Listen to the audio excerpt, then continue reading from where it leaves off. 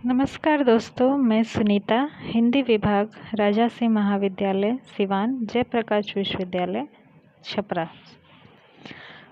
आज हम स्नातक द्वितीय वर्ष हिंदी प्रतिष्ठा में संकलित उपन्यास मानस का हंस के लेखक अमृतलाल नागर जी का परिचय प्राप्त करेंगे। अमृतलाल नागर जी हिंदी साहित्य के एक जाने माने नाम हैं। एक उपन्यासकार के रूप में इनकी ख्याति है। इसके अतिरिक्त कहानियाँ, बाल साहित्य इत्यादि जीवनी भी इन्होंने लिखी है। अमृतलाल नागर जी का जन्म 17 अगस्त सन 1916 को गोकुलपुरा, आगरा, उत्तर प्रदेश में हुआ, जो इनका ये ननिहाल था। नागर जी के साथ यशपाल, भगवती चरण वर्मा और अमृतलाल नागर, इन लोगों की त्रयी हिंदी साहित्य में मशहूर है। शिक्षा इनकी जो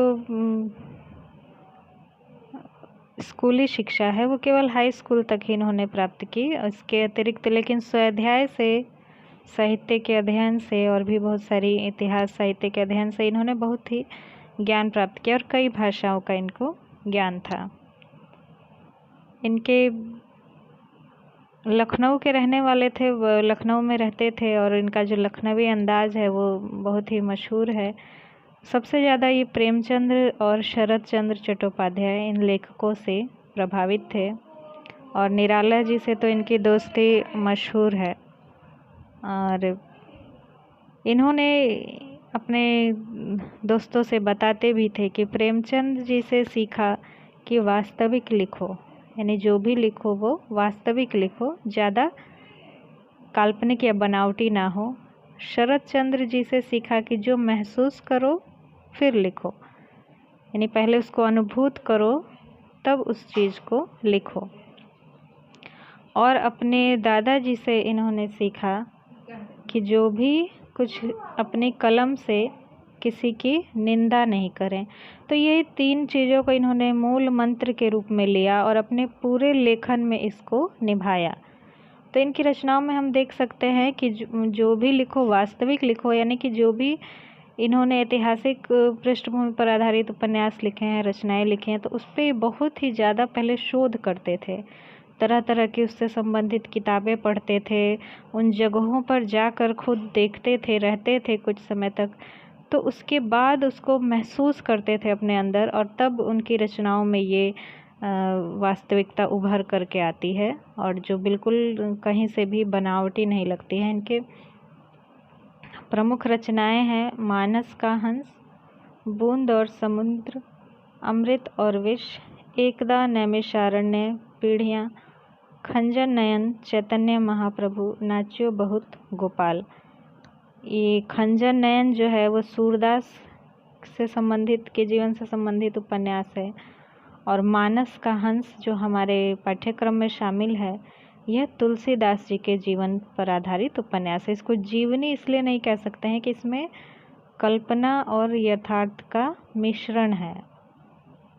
कुछ जहाँ पर जो चीज़ें अज्ञात हैं तुलसीदास के जीवन में, या कई लोग श्रुतियाँ के अनुसार जनश्रुति चली आ रही है, कहावतें हैं, उन्हीं के आधार पर इस उपन्यास का ताना बाना बुना गया है। नाच्यो बहुत गोपाल, यह दलितों से संबंधित है। इसमें जो कहानी है वो, तो जो भी अमृतलाल नागर जी लिखते थे उसको बहुत ही शोध के बाद लिखते थे। ये इनके लेखन की विशेषता है। इसके अतिरिक्त इनकी खासियत है कि बहुत ही जिंदा दिल इंसान थे, यानी जो भी समय हो हमेशा खुश मिजाज रहते थे, चाहे जैसा भी समय हो।